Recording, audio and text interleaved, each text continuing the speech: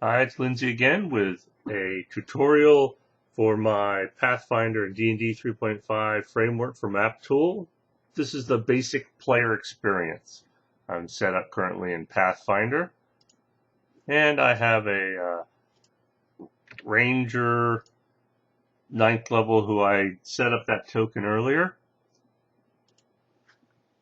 And you'll notice as I mouse over the token, I get a quick stat sheet that shows me some information about my token. I find this somewhat useful as a game master because I can quickly get data about various tokens. But as a player, I tend to not use that much. Instead, I come over and use my character sheet. And so first thing I'm going to look at is the campaign macros. And this gathering right here are most of the campaign macros I need.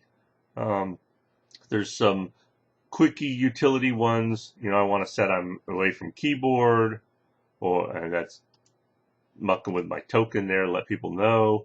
I want to be able to um, send messages to individuals privately. I select the individuals and I can send it. Obviously, I only have one person connected, but it's sending whispers. And if I want to keep this up, I might dock it somewhere. Um, I kind of like to have a layout where I have my chat area, I have initiative, which might also be whispers, it might also be map explorer. And over here I have campaign macros, my selection macros, and I'm also going to bring up my character sheet and things. So let's take a look at the character sheet. And so that has come up. This is my pseudo pretty character sheet for the token. I'm going to go ahead and dock that over here. So now I can go between, campaign macros and character sheet. And the character sheet allows me to do most of the core roles that I need about this character. Let's say I want to attack. So I can bring up my attack frame, and that's another window which I'll also dock, and we'll visit that in a moment. But I want to make a strength check to burst open this door. Bam, I've made my strength check. I want to make my reflex save to not die from the fireball. I want to make a survival check for tracks. And I've made my checks. And all of the breakouts of the rolls are here in mouse overs. I want to, I have deadly aim, but what exactly does that do? Well, here I have it linked to deadly aim on the PRD, and I can read about it. So this is just a list of feats and what they do, and here we have what does it mean to be humanoid. And so if I'm a cleric, I could do my channelings here. I have no channels. If I want to roll initiative, I can click on here, and I've been added to the initiative panel. And why 0.01? Well, my dexterity is 12, which gives me a 1 modification. So this helps tiebreakers. Someone with a higher dexterity with a 16 would be like a 16.02, so they would show first in the list. That's all that's about. Here I can show folks what I have in hand. My left hand has nothing, and my my left hand has my bow in it. Okay, and so when they mouse over, you're now going to see in the very first list they're held left hand is a bow. That just, Game Master's asking you, what do you have in hand? Well, you can show them. If I want to set light, okay, I'm currently carrying my ever-burning torch. And so now there's the torch on, and as a matter of fact, my light source is an ever-burning torch. So I can turn on and off light sources for my token.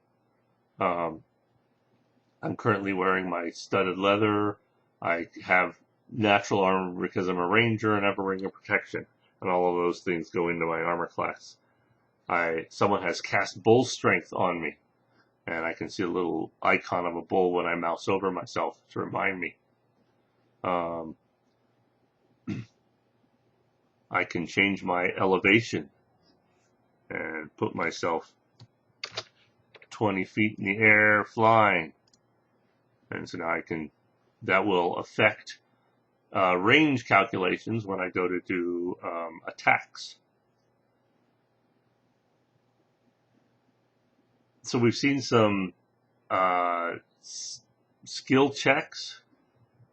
We've seen saving throws, stat checks, elevation changes, what's in hand. All of these things are on the character sheet.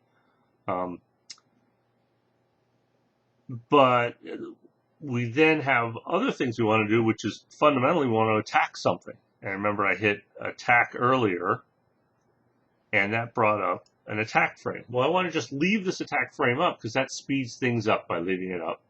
And while it's not my turn and I'm getting ready, I can be setting it up. I can be saying, oh, hey, I'm going to be using my longbow, and I think it's going to be a full round attack. And I don't think I'm firing into melee, and whether, am I using my deadly aim or not? And those are various configurations. And then when it's my turn, I finish up those configurations and I say attack. And the output from that comes over into the chat. And when I mouse over, I'll get details. It gives me all the breakout. What are the bonuses? What are the rolls? How did it all add up? Additionally, some other fun calculations that happen in there. I'm going to come over to the campaign. I'm going to use a special one. If I were a summoner or a priest or something like that, I summoned up a dog to fight for me. When I do my summonings, I can do various configurations which say, do I want the random or average hit points? Is it coming in celestial or not? Is it augmented? Does it have a limited time that it's out? And then it configures it that I'm the owner, so other people can't own it. And so this dog has come out. And I'm going to move that dog way over here. And then in my attack frame, if I select a target and set it, so my first target is this dog.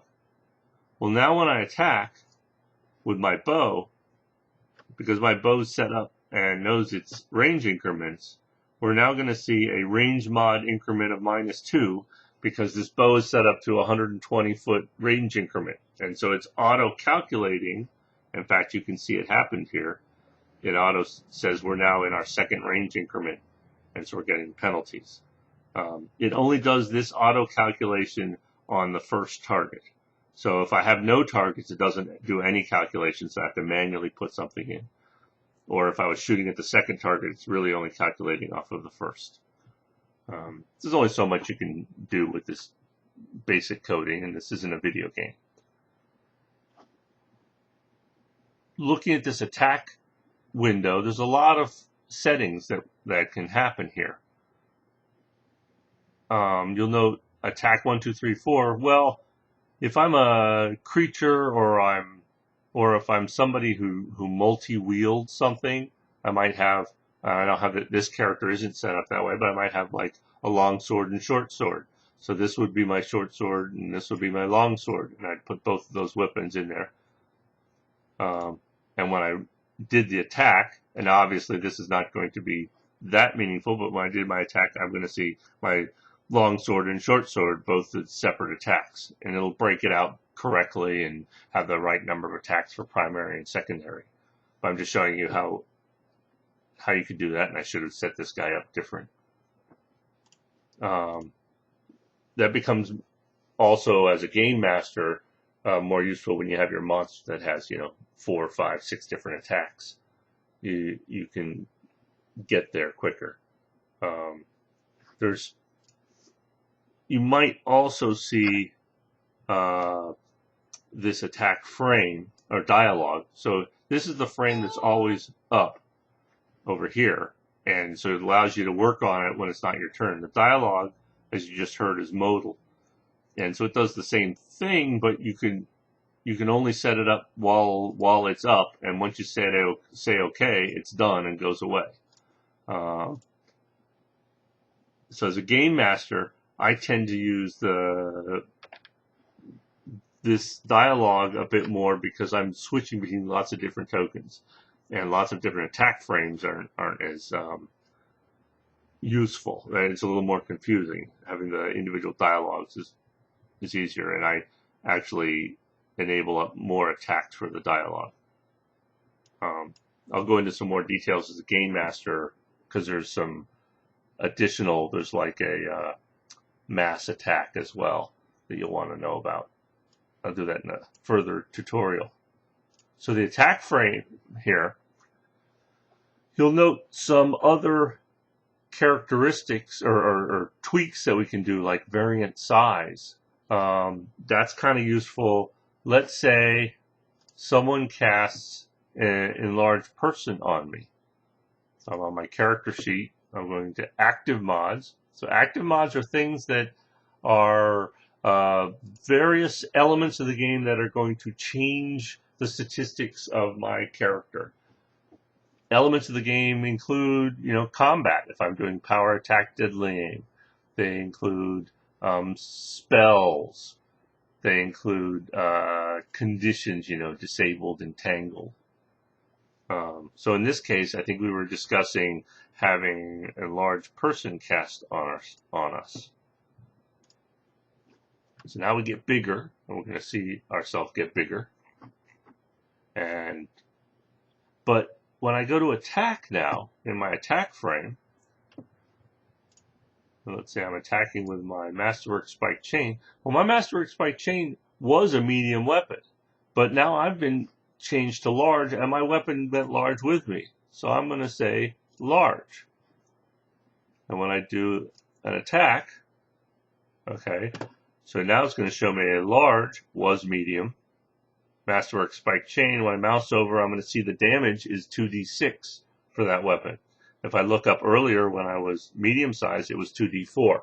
So it's auto sizing the weapon for me based on this variant size. That's pretty cool stuff.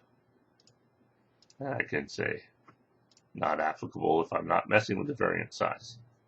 Well, here I am on my character sheet, and I'm on my, what have I done? I'm on my character sheet.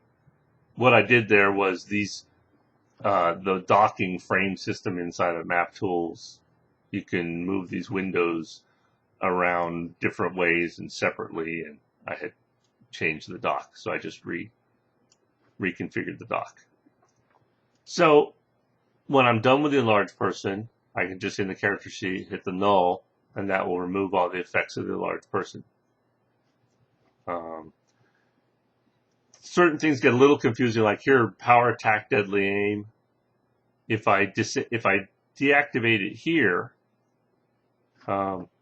it's still active here in my attack frame. So I got to remember really what I want to do for that one is deactivate it here. Otherwise, it just turns it back on when I hit attack the next time.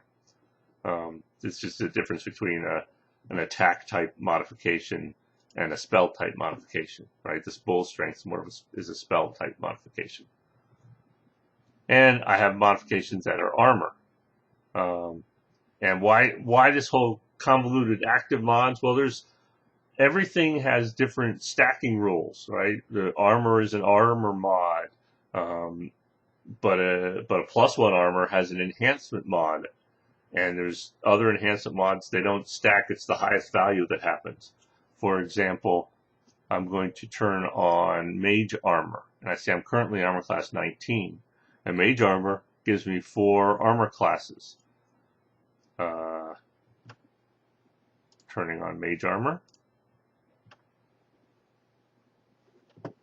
And so I can see that gives me an armor bonus of 4, but my armor class only went to 20. It only went up 1. Well, that's because the armor I had on had 3 armor, and the Mage Armor has 4 armor, and you just get the larger one. They're non-stacking. So it handles that. Where we see Bull Strength is 4 enhancement. So any other enhancement bonuses, it will handle that stacking for you. so that we have our equipment and our buffs all happening there. And we can do some fairly sophisticated modifications, like polymorph beast shape. Okay, I want to actually become a small wolf with a 40-foot movement and low light vision, and I might have dark vision in this shape. So currently my senses are low light vision, but I'm now going to have more than that. But as I shape change, my armor goes into my body, and so I'm no longer going to have that armor actually active on me, so I have to be able to turn it off. And this is actually processing. It takes a little bit of time. And so now I turn off the armor because I've shape changed. It doesn't work. I think the ring still works, so we'll leave that on. You can look up the rules to know specifically. But at this point, I have some natural armor. I have all kinds of fun data about my beast shape and what it's done. I'm getting bull strength. Oh, and the mage armor is still active. It's a spell on me. All right, if I turned off that spell, my armor class drops a whole bunch. Because I don't get the armor mod from my armor that went away, but the mage armor mod, I was getting all 4 armor class places. That's pretty cool. I didn't want to go into having thousands of different icons, so this just shows that you've shape changed into an animal, but when you mouse over, you're going to see you're a wolf. I put that in the token name. And when we turn off the beast shape, oh, I forgot to show you that your vision changed as well. Well, it actually turned on dark vision and things for your token. But now this comes off, and I can put my armor back on because it's active. And so when we had shape changed, your vision had changed and your token size had changed.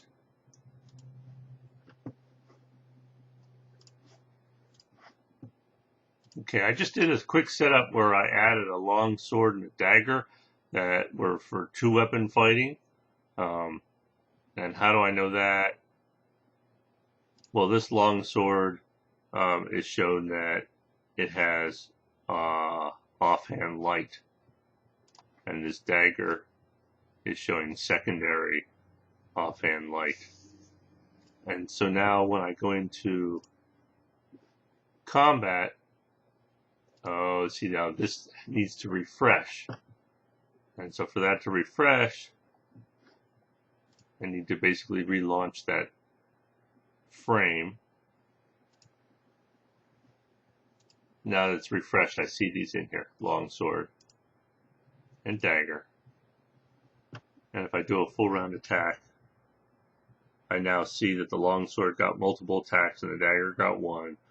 And the longsword was -4 to hit, and the dagger was -8 to hit. Obviously, I'm fighting with 2 weapons, and those are my penalties for fighting with 2 weapons and a light offhand. If I had the 2-weapon fighting feat, that would get better. Let's see if we can figure out how to do that. I'm going to go ahead and edit my feats. And this is going to take a bit to come up because it's like every feat out there. I'm going to come down to 2-weapon fighting. Turn that on. And if I look over here in the campaign things, it's now activated 2-weapon fighting. And so when I now attack, I'm only -2 and -2. So things got better because I picked up that feat. So in summary, we looked at attacking. We looked at our character sheet where we could make all of our rolls, and we can turn on and off effects, and we can affect our light, etc. We looked at our campaign where we can bring up our character sheet, and we can get into some other experiences. Yeah, let me just tweak on that. If I have inventory, this is just a list of things I'm carrying. So if you want to have some place to keep that, I think Plothos created this, and it's kind of a neat little tool. And once again, you can do things like dock it off to the side, so it's always easy to get to. It's grayed out like that. Click on it and click over here. It goes away. Additionally, I can get to my spells. This one's Plothos. Also, there's a Neophax Wrathgon spell manager. And I can cast spells. And I have nothing prepared. Oh, that wasn't smart of me.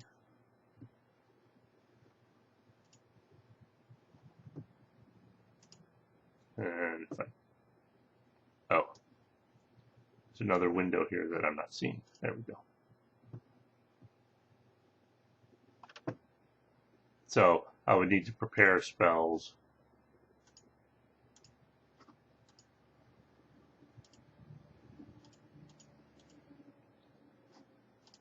So that I could then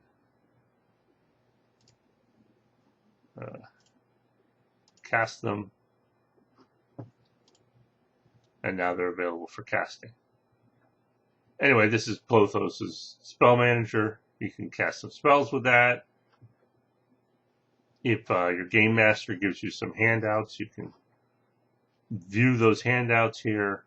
If you want to cast heal on someone else, you can. I'm rolling 1d8 plus 1, sent to whichever player. They'll get a link that they can click on, and it will apply healing to them. Oh yeah, we didn't talk about damage. I can apply damage to my token here.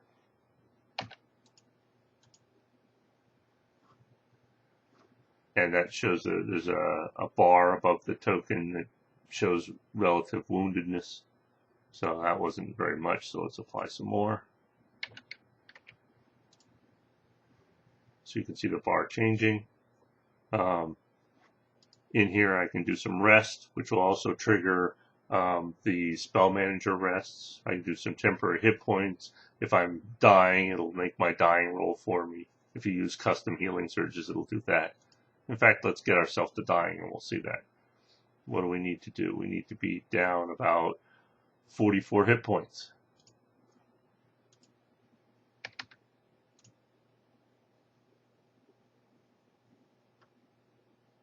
At which point I'm bleeding to death, I'm unconscious, and I am prone. And I can see all those up here. And then on my turn, I can say, oh, am I dying? Oh, my hit points stabilized. I made my roll. Good deal.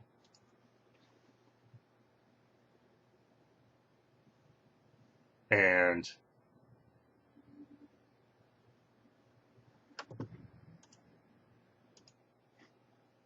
so this is how I deal with damage. Somebody comes along and heals me. Doesn't mean I become conscious, though. But someone then slaps me, and I become conscious. And then I get up off the ground. Obviously, I needed to say that I wasn't flying anymore through all of that, because I fell unconscious.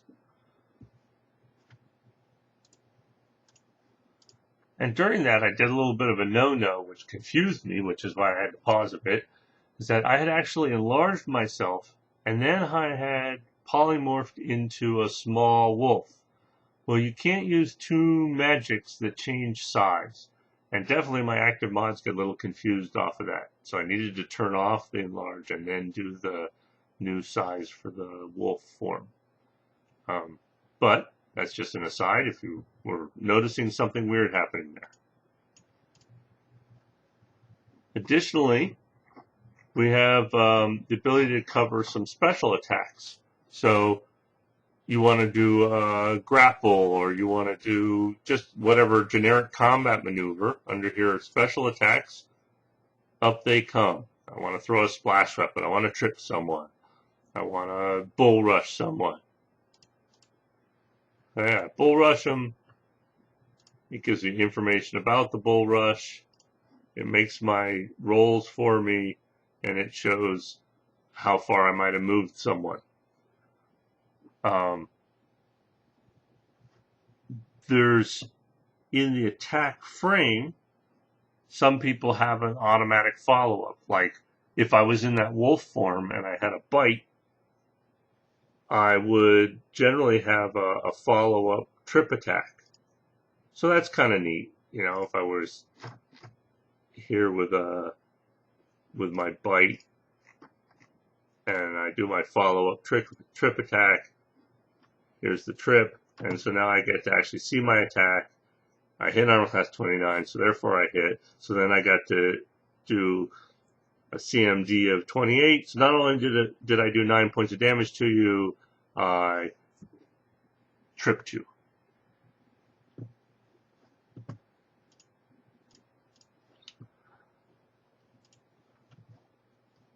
I will do a follow-up where I cover things like the target area and another follow-up with some details about the active mods. One quick little thing about active mods is they're a bit slow to come up because of the huge list it has to bring up. But if there's something you do frequently, then what I recommend doing is this is the selection window for this token, is I recommend there's a sample toggle a mod macro. And you drag that onto the token. And you might need some help with the game master if you're doing this with an active campaign, because this needs to be set to not allow players to edit macro. And so if you're a player trying to edit your macro, you won't be able to do this. You'll need some help with the game master. And then inside here, just in here, you put the specific mod that you're trying to activate. So let's say, I rage a lot. Oops, and then I probably want to title it Rage. So here I have bull strength on, and when I run bull strength, it deactivates the bull strength. And when I run it again, it activates it, and it's reasonably quick. But I'm going to rage. Bam, it puts on my rage elements, and I look at my character sheet, and I'm going to see that didn't refresh. There we go. Rage. I'm getting a strength, a con, and because it's raged, it's an untyped strength, which is going to stack with the bull strength. And I click rage again, and it goes away. And it went away. So that makes it a little bit quicker than trying to bring them up here, because you see as I'm talking, it's taking a while, and this long list has to come up. And that's, while it's flexible and nice, it can take a while to happen, and we don't always want to spend that much time. So having some directly linked ones on the token itself for something I frequently do is a good thing. I'm just going to redock this over here. And I'll look at the target area frame, which is cool if you're casting spells on lots of people. It enables that some. I'll look into, in a future thing, summoning. Not only do we summon monsters and nature's allies and undead, but bag of tricks creatures. There's some various utility icons or tokens we can get. It's some cool stuff out there. And that'll be enough for now.